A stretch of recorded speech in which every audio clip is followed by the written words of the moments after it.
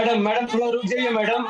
अगर सब एक साथ बोलेंगे तो किसी की आवाज नहीं जाएगी। देखिए सर, बात यह है कि हमारा देश 140 करोड़ लोगों का देश है, और मोदी जी अगर इजराइल जा रहे हैं तो वो अपना भी अपमान कर रहे हैं और देश का भी अपमान कर रहे हैं, क्योंकि बेंजामिन नेतन्याहू एक वॉर क्रिमिनल है। इंटरनेशनल क्रिमिनल कोर्ट ने उसके खिलाफ अरेस्ट वारंट जारी किया है। पूरा इजराइल कंट्री अपने आप में आतंकवाद का ठकेरा लेकर के बैठा हुआ है। आप उस कंट्री में जाकर बोल रहे वी फील द पेन। अरे कौन बात का पेन, कैसा पेन?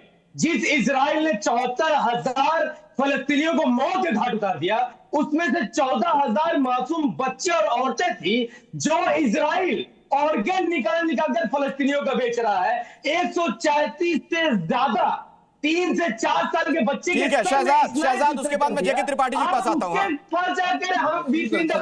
तो मेरे ख्याल में मोदी जी को नफीस अंसारी साहब, नफीस भाई सुनिए, शहजाद को सुन लीजिए। नफीस भाई पीएम बनकर नहीं जाना चाहिए। शहजाद बोलिए।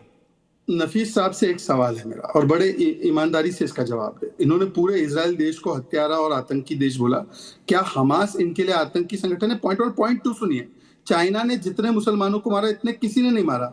आपने कभी जय यूइगर या जय चाइना के खिलाफ तो ओवैसी साहब कभी मोर्चा नहीं खोलते, क्यों?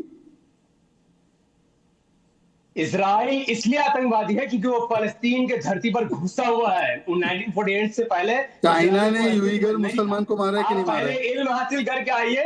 यूइगर मुसलमानों को मार रहा है कि नहीं मार रहा है? नहीं है भाई, ठीक है वो उनकी लड़ाई है, पर वो उनकी लड़ाई वॉर नहीं है ना। या बिल्कुल यहाँ पर विदेशी ताकतें जमीन में घुस जाते हैं। फलस्तीन अपनी जमीन की लड़ रहे हैं, आपको आतंकवादी बता रही है।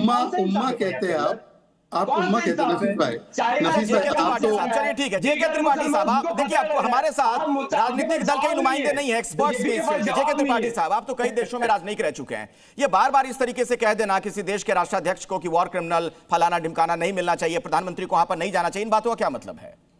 देखिए, किसी भी देश के राष्ट्राध्यक्ष को वॉर क्रिमिनल कहना बिना किसी बोलिए त्रिपाठी साहब, बिना किसी बात के ये ठीक नहीं है। दूसरी चीज ये है कि हमारे इजराइल के साथ संबंध, लोग ये कह रहे हैं बहुत अच्छे हैं, बहुत अच्छे हैं।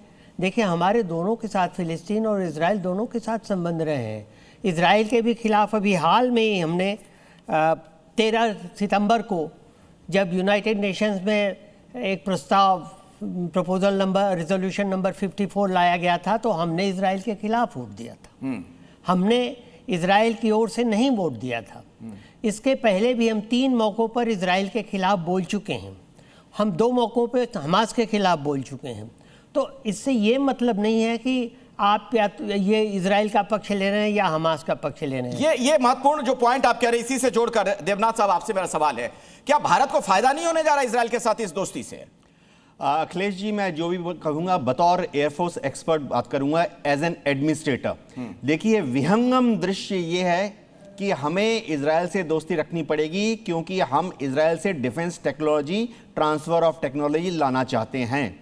इजराइल दशकों से हमारे साथ रहा है, खास तौर से इलेक्ट्रॉनिक वॉरफेयर का जो सिस्टम है, जिसमें हम इजराइल से रेडार्स और मिसाइल्स और अब यूएवीज और ड्रोन्स ले रहे हैं भारत में मेक इन इंडिया के तहत बना रहे, वो हमारी एक स्ट्रेटेजिक नेसेसिटी है। ठीक है, इसमें कोई शक नहीं है कि भारत जब इजराइल की तरफ देखता है तो काउंटर बैलेंस करता है, और हम हमास के साथ भी हैं, हम फिलिस्तीन के लोगों के साथ भी हैं। ठीक है, लेकिन हमारी जो स्ट्रेटेजिक नीड्स है वो इजराइल फुलफिल करता है। बिल्कुल, तो स्ट्रेटेजिक नीड फुलफिल करता है और अंतर्राष्ट्रीय कूटनीति में इसके बड़े मायने होते भी हैं और किसी भी देश को इसकी बहुत ज्यादा जरूरत होती है।